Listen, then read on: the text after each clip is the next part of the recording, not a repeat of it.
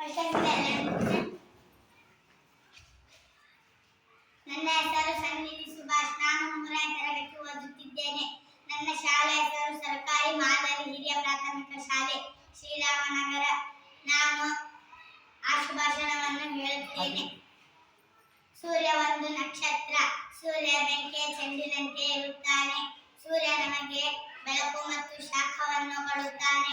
ಸೂರ್ಯ ಸೌರವ್ಯೂಹದ ಕೇಂದ್ರವಾಗಿದೆ. ಸಸ್ಯಗಳು ಸೂರ್ಯನ ಬೆಳಕಿನಿಂದ ಆಹಾರ ತಯಾರಿಸುತ್ತದೆ. ಆದ ಕಾರಣ ನಾನು ಸೂರ್ಯನನ್ನು ಇಷ್ಟಪಡುತ್ತೇನೆ. ನೀರು. ಎಲ್ಲಾ ಜೀವಿಗಳ ಜೀವನಕ್ಕೆ ನೀರು ಬಹಳ ಮುಖ್ಯ.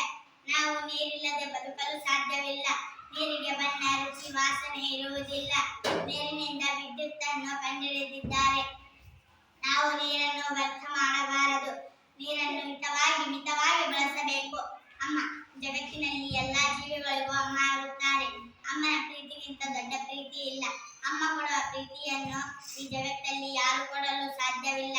ಎಷ್ಟೋ ಜನ್ಮ ಪಡೆದರೂ ಅಮ್ಮನ ಋಣ ತೀರಿಸಲು ಆಗದು.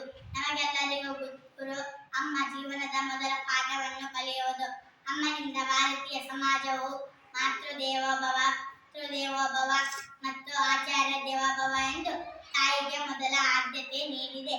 ಶಾಲೆ ಎಂದರೆ ನನಗೆ ತುಂಬಾ ಇಷ್ಟ. ಶಾಲೆಯ ದೇವಾಲಯ. ಶಾಲೆಯ ಕಟ್ಟಡ ಸುಂದರವಾಗಿದ್ದರೆ ಎಂಥವರಿಗೂ ಶಾಲೆಗೆ ಹೋಗಬೇಕೆನ್ನಿಸುತ್ತದೆ. ಮನೆಗೊಂದು ಮರ, ಊರಿಗೊಂದು ಶಾಲೆ ಎನ್ನುವಂತೆ ನಮಗೆ ಶಾಲೆಯ ಅವಶ್ಯಕತೆ ಇದೆ. ಈ ಪ್ರಪಂಚವೇ ಶಿಕ್ಷಣದ ಮೇಲೆ ನಿಂತಿದೆ. ತರಗತಿಗೊಂದು ಕೊಠಡಿ, ಗ್ರಂಥಾಲಯ, ಕೈತೋಟ, ಆಟದ ಮೈದಾನ ಇವುಗಳ ಅವಶ್ಯಕತೆ ಇದೆ. ಶಾಲೆಯು ಸುಣ್ಣ ಬಣ್ಣದಿಂದ ಕೂಡಿರಬೇಕು.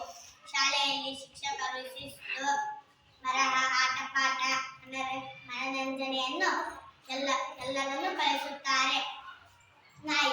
ನಾಯಿ ಒಂದು ಸಾಕು ಪ್ರಾಣಿ.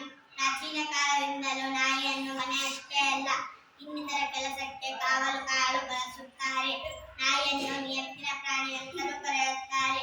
ನಾಯಿ ಮನುಷ್ಯನಿಗಿಂತ ಬುದ್ಧಿವಂತ ಪ್ರಾಣಿ. ಇದನ್ನು ನಂಬಿಕೆಯ ಪ್ರಾಣಿ ಅಂತಲೂ ಕರೆಯುತ್ತಾರೆ. ನಾಯಿಗಳಲ್ಲಿ ಅನೇಕ ಜಾತಿ, ರೂಪ, ಆಕಾರದಲ್ಲಿ ನಾವು ಕಾಣುತ್ತೇವೆ.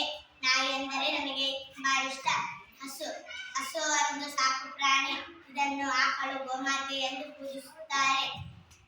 ಹಸುವನ್ನು ಭಾರತೀಯರು ದೇವತೆಯ ರೂಪದಲ್ಲಿ ಕಾಣುತ್ತಾರೆ.